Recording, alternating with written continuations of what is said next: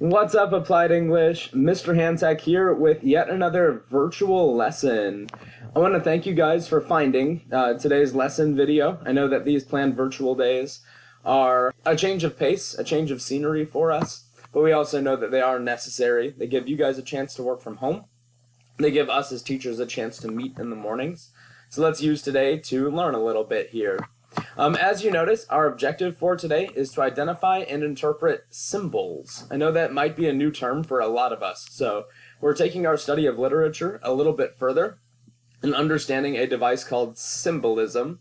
It's especially important to know for The Lion, the Witch, and the Wardrobe. It is a virtual day, so I don't have a chance to pray with you. What I would encourage you to do is maybe pause this video and say a quick prayer before you continue here. We just have just some notes to take during today's video, and then I will lead you through the directions for our practice activity today too. All right, and I hope you've had a chance to say a prayer. Let's move through the rest of our agenda here. As it says, please watch through the Symbolism Notes video below this agenda. I will guide you through symbolism in our PowerPoint in just a little bit here. We'll talk about symbolism quite a bit this week, but it might be wise for you to take some of your own notes as you watch this video. What you learn today in our video will be helpful for our Symbolism Practice assignment at the bottom of the lesson folder. Again, I will lead you through the directions for that, but please also know that I'll be available this afternoon in Microsoft Teams if you are stuck or if you need any help specifically. Notice that Symbolism Practice is due by midnight tonight. You should also know that I spent quite a bit of time over the weekend grading, so I am caught up in my grade books for hours 1, 2, and 3. Fifth hour, I am still working on some grading for you, so I appreciate your patience as I work through some stuff this afternoon. Let's take a look at our symbolism notes. So as it says, please watch this video for an overview of symbolism, again a new literary device, probably for most of us in literature. For your convenience, I have attached the PowerPoint here for you. In case you can't see it, I also attached the file, so you can download it or view it this way as well. Let me open this up in PowerPoint itself. And here we go. I like to call this PowerPoint presentation Next Level Literature. So far, we've learned the basic literary devices. Those were plot, character, setting, point of view, and theme. We'll review a couple of those here in just a moment. Symbolism takes it a step further. It's one of the more complex literary devices, but it's an extremely important one as we read novels like The Lion, the Witch, and the Wardrobe to understand. Once again, I do not have a fill-in-the-blank note sheet for you today. You may take your own notes if you like, so feel free to pause this video anytime you need to catch up on writing. We will talk through symbolism quite a bit in class this week too. Let's start by reviewing just some key literary elements that are especially helpful to know for symbolism. Once again, the theme of a story is not a single word. It's the main idea or overall message a writer wants to give in his or her work. A piece of literature, especially something longer like The Lion, the Witch, and the Wardrobe, can have any number of general themes. A single story can be about love, revenge, and growth. Or a shorter story could be about love or revenge or growth. Again, these are just general themes, general ideas. A story's main theme would be the message the writer wants to give about those topics like love, revenge, or growth.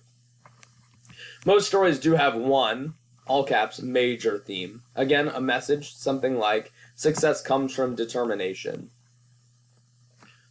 This is a good time to review point of view as well. So just a reminder, as we are reading through any sort of text over the course of this year, we'll want to know how to tell the difference between first person, where the narrator refers to himself or herself as I, and third person, where the narrator is outside of the story. In limited, the narrator tells the story from one perspective, one character's eyes. Third person omniscient is an all-knowing narrator who tells us everything. What characters say, what they do, what they think, what they feel. Symbolism, again, is a little more complex, but it's also very powerful and very fun as we're reading literature. Symbolism, as a noun right there, is using characters, objects, places, colors, or numbers to represent bigger ideas in a story. So notice, characters, objects, places, colors, numbers are things that we can detect with our senses. They're things that we can see. A lot of those are things that we can feel, or taste, or smell, or hear. Use our senses to detect them. Ideas are things we cannot detect with our senses, things like love and hate. Growth is something that we can't necessarily detect with our senses. Revenge is an idea. Time is an idea. Age is an idea. Emotions like sadness or happiness are ideas, and so on and so forth. Symbols, which that would be an example of symbolism, oftentimes give us direct connections to a story's theme. That's why it's important to identify symbols in literature. Little specific example, the color blue oftentimes symbolizes, represents, or stands for sadness. As we see in Inside Out, where every single character, talking about symbolism, represents a bigger idea. Sadness represents sadness, obviously. She's colored blue. Joy is colored yellow. She represents happiness. Envy is colored green. She's green with envy to represent jealousy. Anger is colored red to represent rage.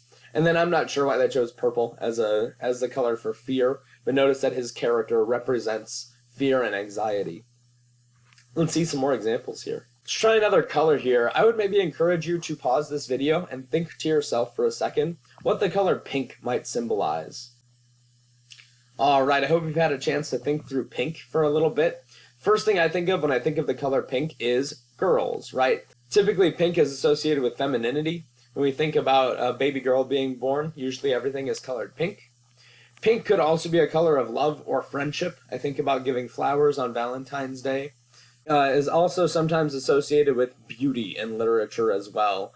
We think about maybe the tone of someone's skin or lipstick or fingernails. Oftentimes pink is associated as a beautiful color, a naturally beautiful color. As mentioned earlier, numbers can be symbols as well. Once again, maybe pause the video, do some thinking and writing on your own. What do you think the number 3 represents in literature? Alright, and I hope you've had a chance to pause and do some thinking about the number 3. Coming from literature, the number 3 is most often associated with completeness or community. When we think about it, when you're as a trio, think of maybe a band or a group of friends. When you're together in a group of 3, it becomes community. It's not just a pair, it's not just a couple. We see this big time in the Bible, where the 3 is represented by the Holy Trinity, the Father, the Son, and the Holy Spirit, together in perfect union, in perfect community with one another. Probably the most common type of symbol in literature are objects, simply because there's so many options for what they can be. Once again, maybe pause the video and do some thinking and writing on your own. What do you think a rock might symbolize? What are some ideas that come to mind when you see a big old boulder like this one? Alright, I hope you've had a chance to pause and do some thinking about rocks right there. The biggest thing that comes to mind for me when I see a rock or a boulder is strength. Rocks are extremely heavy, they're hard to move, they're hard to break. So a rock can symbolize strength in literature. This rock is also probably older than any of us watching this video right now. As we think about that, a rock could symbolize old age or wisdom. It's certainly quote-unquote seen a whole lot more than we have. Rocks can also be associated with being cold-hearted or emotionless as well. When we say that someone maybe has a heart of stone or someone's hard-hearted, it gives this idea of they're kind of emotionless and uncaring, just like this rock doesn't care about anything either. Another possible area of symbolism to think about as we're reading literature of any type are body parts. I chose an emoji right there, but notice that even these hands right there could be symbolic of a bigger idea. Raising them up in the air is a symbol of celebration or praise. We can do different things with our hands, right? Thumbs up is a symbol for something being correct. 2 fingers raised like this is a symbol for peace. Oftentimes we use this to greet one another, sometimes backwards. Folding hands together is a symbol for prayer. Obviously we can do different things with our hands to show those symbols. Other body parts can be symbolic as well. There's a saying that says the eye is the window to the soul. So eyes in literature can be symbolic of a person's personality or inner being. Feet in literature can be a symbol of a journey of coming and going, or of work. In the Bible, we're called to be Christ's hands and feet, those who work for him. Mouth can be a symbol for speech or language. Ears for hearing or listening. The heart is oftentimes a symbol of love or life. Lungs or breathing is a symbol of life as well. There's a lot of different ways that body parts can be represented in literature for bigger ideas. Doubling back to Thank You Ma'ams, the story that we read a couple of weeks ago, actually between 2 weeks, just want to kind of point out how symbolism works in that story. Now, one thing to note is that the symbols in Thank You Ma'am are not incredibly easy to spot. In The Lion, the Witch, and the Wardrobe, they'll be a lot easier to work with, but I do want you to hear at least a little bit about how we see symbolism in literature. For one, are there any symbolic objects, any important items in this story? The blue suede shoes that Roger won could possibly be a symbol, as could be the $10 or the pocketbook that Mrs. Jones has as well.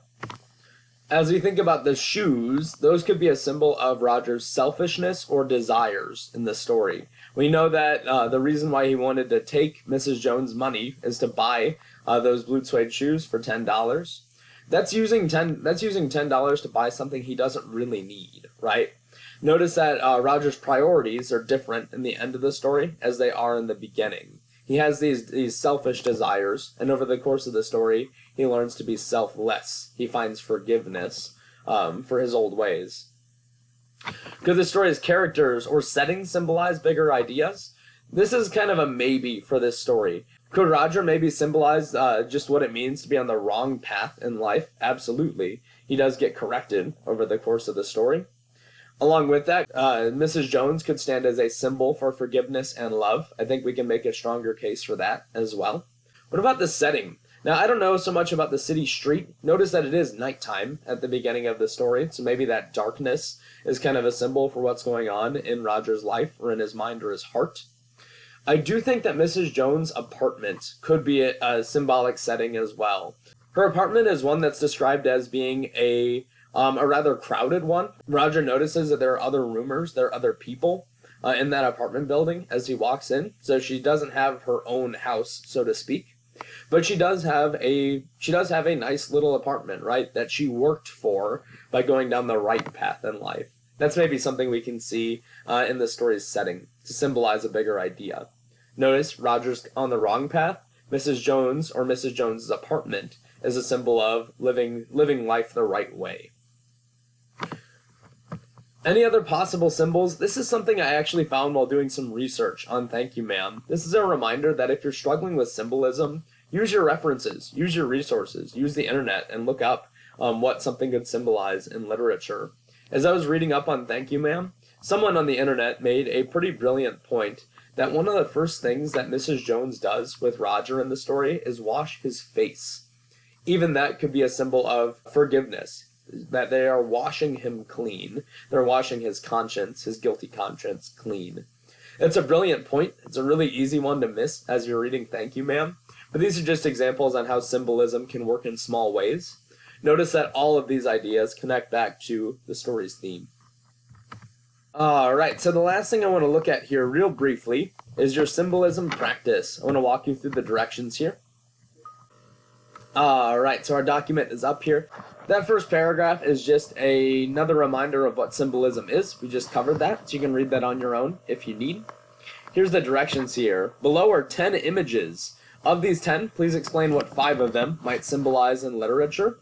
Please be sure to write incomplete sentences, and each answer is worth 2 points for a total of 10. I'll show you how this works. So what you see here is a mix of 10 images. I think I did 2 people. There's a little girl, and there is a... You could either define him as being a soldier or a veteran. He is wearing a Vietnam veteran's hat right there. 2 numbers, the number 1 and the number 7. 2 places, I put the moon on there. What could the moon symbolize? I've also put a mountain. What could a mountain symbolize? What could it represent? I put 2 colors. There's gray and there's green. Again, what are some of the big ideas associated with those colors? And I've also put 2 objects, flowers and fire. If you're reading a story and flowers are mentioned over and over and over again, what are maybe some of the bigger ideas that flowers could represent? Same thing with fire. Fire can represent a lot of different things in literature. And then I've given you 5 spaces to do some writing in. I did not include lines because I know those are annoying for writing online. Let me maybe demonstrate what this might look like. I'm going to choose the moon right there. So I might start my sentence by saying something like, do some typing here. The moon Could say could symbolize. That's a good verb that I could use right there. If you're looking for some verb options, maybe to change up your answer every time, maybe instead of symbolize, you can use represent. Moon could represent. The moon could stand for. Those are all just some options on how to say symbolize in different ways in your writing. And then you can jot down the ideas, right? The moon could stand for maybe change or transformation. That is a complete sentence, so that's a fine answer by itself. If I want to explain it further, I can.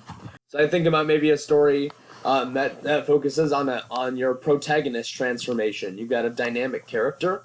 That story could use the moon as a symbol for that character's transformation. Is that the only thing that it could stand for? Absolutely not. I want you to get creative and use your own ideas here. Feel free to use my idea for the moon as well, but again, you've got other options for what you can write about in this document. Once again, I want you to complete this symbolism practice by the end of the day today. Again, it's just five sentences or so to write as you think about symbolism.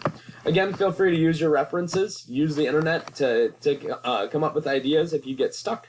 Or you can hit me up this afternoon in Microsoft Teams if you have any questions. Later.